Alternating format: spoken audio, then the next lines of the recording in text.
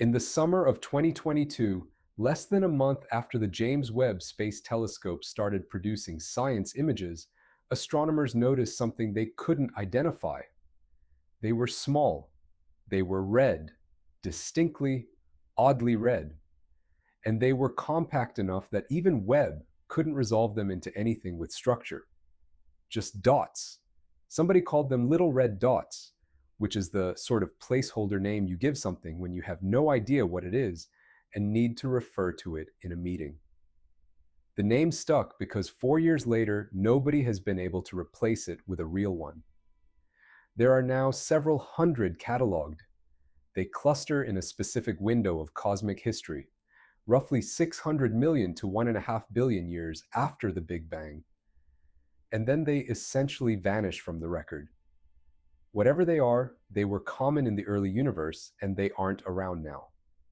And the leading explanation for what they are is an object that has never been observed, was purely theoretical for decades, and has been given a name that sounds like a contradiction: a black hole star. That's what this video is about. And I want to be upfront about the state of it because it matters. This is not a settled story I'm explaining to you. It's an argument happening right now. And as I record this, the leading model has just been challenged by work published 8 days ago. So let's do it properly. What was actually observed? Why it broke everyone's expectations? What a black hole star is supposed to be? And how the fight currently stands. Start with what's actually strange about these objects, because small red dots doesn't convey it. There are 3 defining oddities, and they're a genuinely awkward combination. First, the spectrum is V-shaped.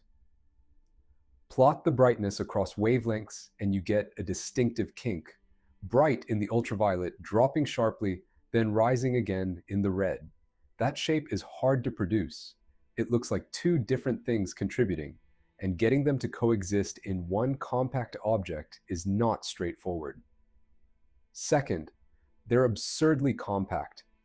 These are objects putting out enormous amounts of light from a region that Webb, the most powerful telescope ever built, operating at the resolution limits of physics, cannot resolve.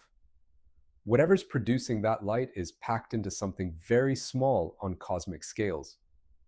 Third, and this is the one that actually broke things, they show broad emission lines but almost no X-rays. That combination needs unpacking because it's the heart of the problem. Broad emission lines mean gas moving very fast, thousands of kilometers per second, Doppler smeared across a range of wavelengths. In practice, that's a signature of material whipping around a massive compact object. It's how we identify active galactic nuclei, gas orbiting a supermassive black hole at enormous speed. So the obvious reading is that these are black holes feeding. Except when material falls onto a black hole, it heats up violently, and hot material emits X-rays. Every actively feeding black hole we've ever studied is an X-ray source. That's practically the definition. These aren't. Searches have looked and largely come up empty. So you have objects displaying the classic signature of a feeding black hole, without the other classic signature of a feeding black hole. That isn't a small discrepancy. It's a missing piece of physics that ought to be automatic. And there was a further problem that made this urgent rather than merely interesting. If you take the broad lines at face value and infer black hole masses, you get objects that are far too massive for how early they are. Supermassive black holes existing at a time when there hadn't been enough time to grow them by ordinary accretion. That's been an open sore in cosmology since Webb's first year. So, hundreds of unidentified objects, an impossible-looking combination of features, and a bearing on one of the biggest open questions in the field. That's why this got attention. Now, the black hole star. The idea, in its current form, is that each little red dot is a black hole feeding voraciously at the center of an enormous, extremely dense envelope of hydrogen gas. Not a thin shroud, a genuinely thick, opaque cocoon, so dense that the object's outer surface behaves like a stellar photosphere, which is why the name isn't as silly as it sounds. From outside, you'd see something that looks like a very large, very cool red star, a glowing surface at a temperature of a few thousand degrees. But it isn't powered by fusion. There's a black hole in there, and the energy comes from material falling into it. A star-like exterior with a black hole engine. And that immediately explains the X-ray problem, which is why the model got traction so fast. The X-rays are produced. They just never get out. The envelope is thick enough to absorb them, reprocess the energy, and re-emit it at longer wavelengths, which also helps with the red color and with the shape of the spectrum. The specific object that gave the model its name is catalogued as MOM-BH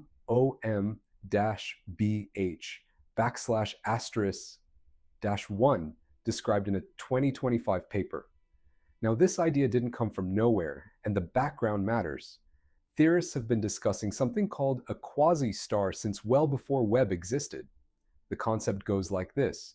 In the very early universe, before stars had enriched the gas with heavier elements, you could get enormous clouds of nearly pure hydrogen collapsing without fragmenting into normal stars.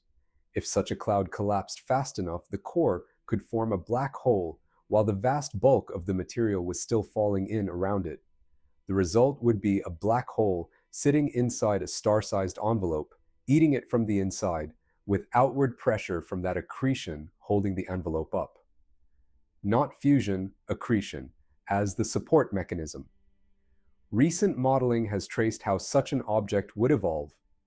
After a short initial contraction lasting on the order of 10,000 years, it settles into a long, late stage of roughly 20 to 40 million years, while the black hole steadily consumes the envelope around it.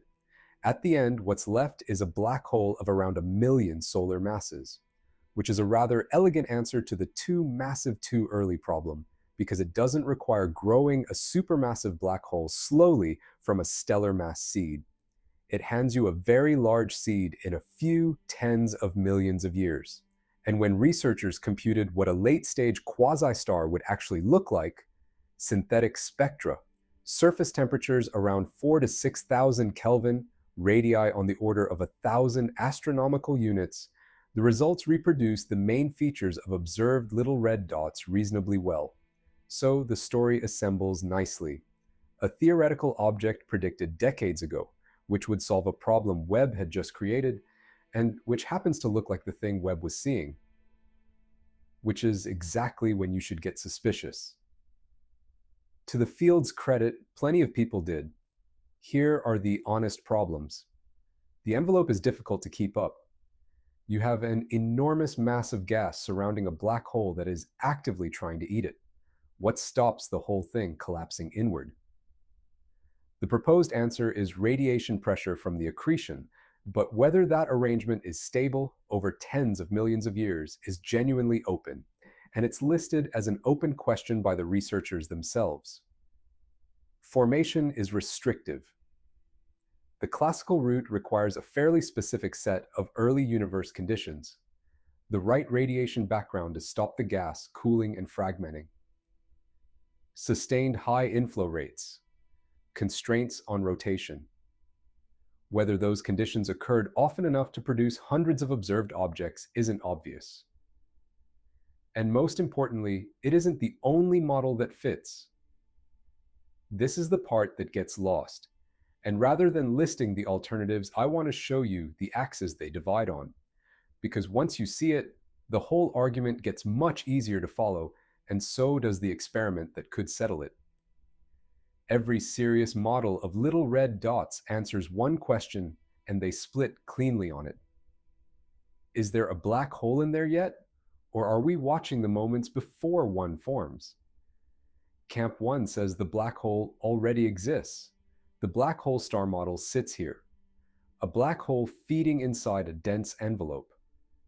So does the Super Eddington proposal, which is more conservative.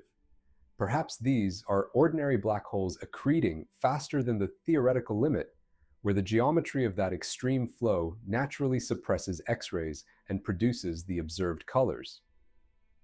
No new class of object required at all, just familiar physics running harder than usual. What unites this camp is that the light is powered by accretion. Something is falling in, and the energy of that fall is what you're seeing. Camp 2 says there's no black hole yet. These models propose we're catching something at the last possible moment before collapse. The leading version is the supermassive star, a genuine star but enormous, hundreds of thousands to a million solar masses. An object that big would be extraordinarily luminous and extraordinarily bloated, which makes its surface cool and therefore red, which fits the observations. It would also last only a geological instant before collapsing to form exactly the kind of oversized black hole seed that Webb's observations seem to demand. A mid-2026 proposal put a variant of this inside, forming globular clusters, each dominated by one such short-lived giant. And just over a week before I recorded this, the 5th of August, 2026, a pair of studies from Harvard's Center for Astrophysics presented the most developed version yet. Pulsating supermassive stars of around 100,000 solar masses, violently unstable and shedding shells of gas. The claim is significant because it accounts for all three defining oddities at once, including the peculiar nitrogen chemistry that the black hole star model has more difficulty with. What unites this camp is that the light is powered by a star, by the ordinary mechanisms of stellar structure, however extreme the scale. So, accretion or stellar structure, something already collapsed or something about to. And here's why that framing matters so much. Those two camps don't just differ in their stories, they differ in a way you can measure, which brings us to the test. If a little red dot is powered by accretion onto a black hole, its brightness should flicker in a characteristically messy way. Accretion is turbulent, the flow is uneven, and the light output wanders unpredictably.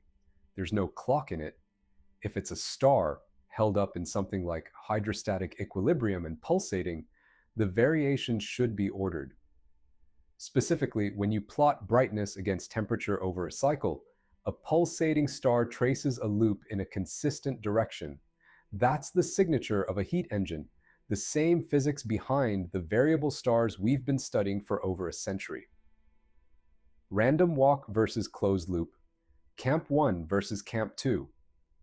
And those are distinguishable. And there's already a tantalizing data point. A little red dot was found that happens to be gravitationally lensed into 4 separate images by an intervening mass. And because the 4 light paths have different lengths, that effectively hands you a far longer observational baseline than the mission has been running. Analysis of that object has been reported as showing periodic variability tracing exactly the kind of loop you'd expect from stellar pulsation, rather than the stochastic wandering of an accretion disk. That's one object, and it needs replication before anyone should update heavily. But it's the right kind of evidence, a genuine discriminator between hypotheses rather than another model that fits the same data. So where does this leave us?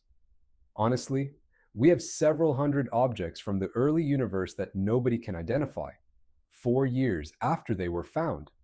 We have at least 5 serious competing explanations, held by credible researchers, all reproducing significant chunks of the data.